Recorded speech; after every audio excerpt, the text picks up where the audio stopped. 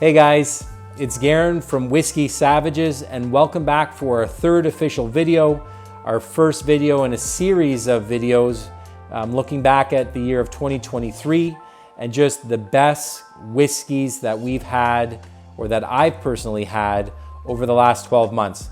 We didn't try all the new releases from all these different distilleries. These were just ones that we were able to get our hands on and try, and that were really, really good. So this is an early morning review. It's not even noon, but it's the perfect time to shoot this video. I was told that the sunlight coming in, the natural light, evens out my skin tone, maybe highlights a little bit of the gray in my sweet mustache. So let's get into it. So what we're gonna be talking about today is this bottle here. This is a Kilkerran Sherry Cask matured, cask strength, 8-year-old. So I'll hold it up there so that you can see it. There we go. Good looking bottle too. I love how this bottle looks. Obviously not able to get locally. Shout out to LCBO, you're the worst. I was able to get my hands on this through a friend of mine. His name is Bobby. He runs a whiskey organization in Toronto called Southern Ontario Sippers. So he was able to source this as a package deal from Malts and Grains, I believe, from out west.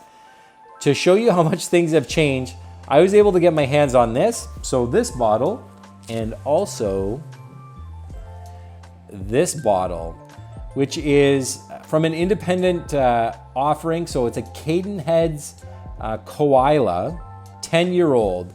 So I haven't even opened yet. I'm going to open this in the future. We're going to do a review on this one. But to think that I got both of these bottles for around $240 this summer, it shows you how prices have changed.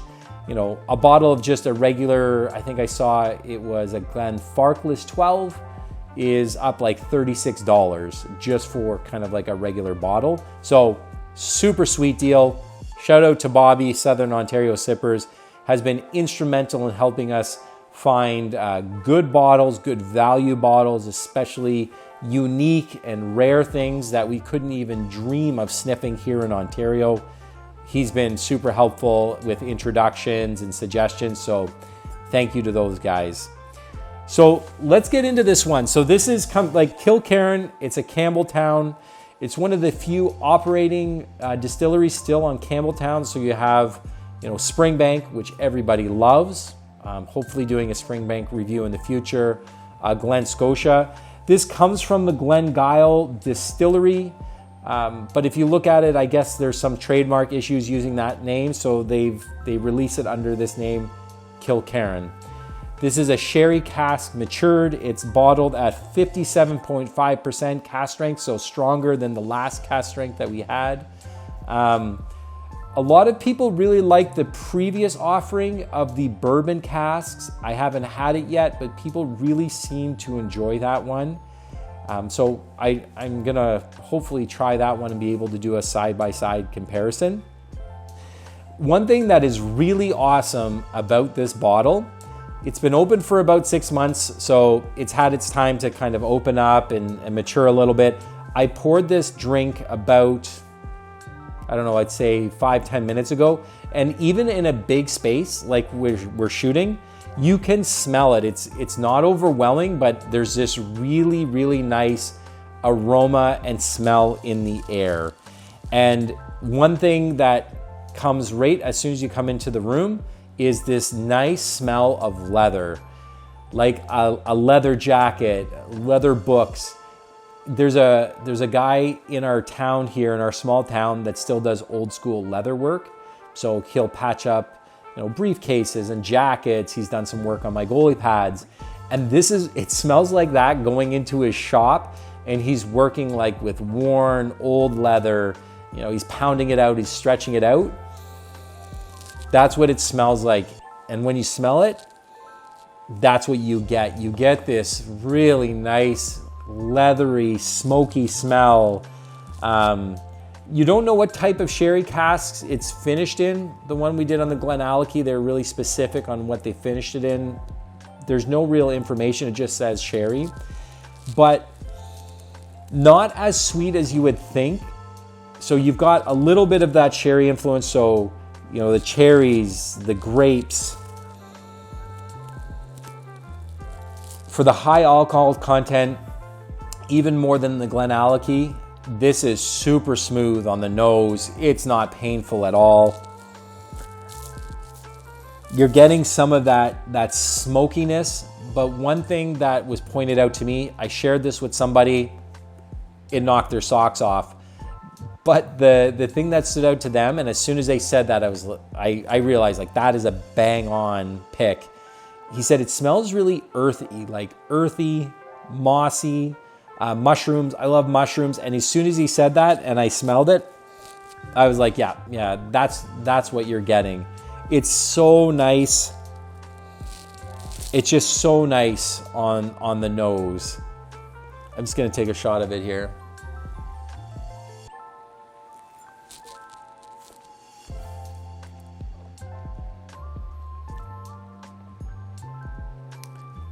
That's so stinking smooth. Like that's such a nice, smooth first drink. It's got a little bit of this oiliness, which is really great. It coats the inside of your mouth. It's now is where you're getting kind of this salty brininess, which I guess is really specific to these types of Campbelltown whiskeys. So that marine air, that brininess, it seems to be their particular thing that they're really known for. There's a little bit of the smoke, but not overwhelming. But you're getting more sweetness now. So on the nose, there was a tiny little bit of like sweetness, not fruit sweetness. I found more like candied sweetness, whether it's caramel, brown sugar, like that range. And now that you taste it, that's what I'm getting a little bit more of. So this smoky caramel, this smoky like vanilla, brown sugar, that's what you're getting. It's super, super nice. And it's mixed with a tiny little bit of citrus, I find, whether it's like cranberry or like orange zest. If you've ever had like dark chocolate that has like orange or caramel, salt, sea salt on it, that's what this takes. This bottle is a banger. Like this is so good. I'm just gonna toss a tiny little bit of water in it. If you look at the reviews, and I do, some people were like, don't. Some people really liked it with a little bit of water. I do like it with a little bit of water, to be honest. It opens it up a bit, but in such a nice way. It's funny, versus other whiskeys, it tones down the sweetness for me, but it opens up those other smells of like that leather, that earthy, mushroomy, mossy flavor or smell. It's super nice. You're getting tons of that brine now. I'm finding you're getting more of that brine, that sea air, a little bit more smoke.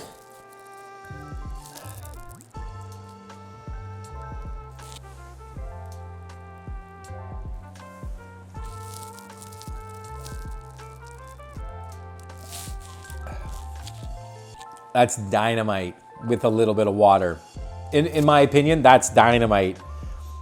That it really opens up the smokiness on the palate. There's a little bit more of the sweetness now, I find, on the palate.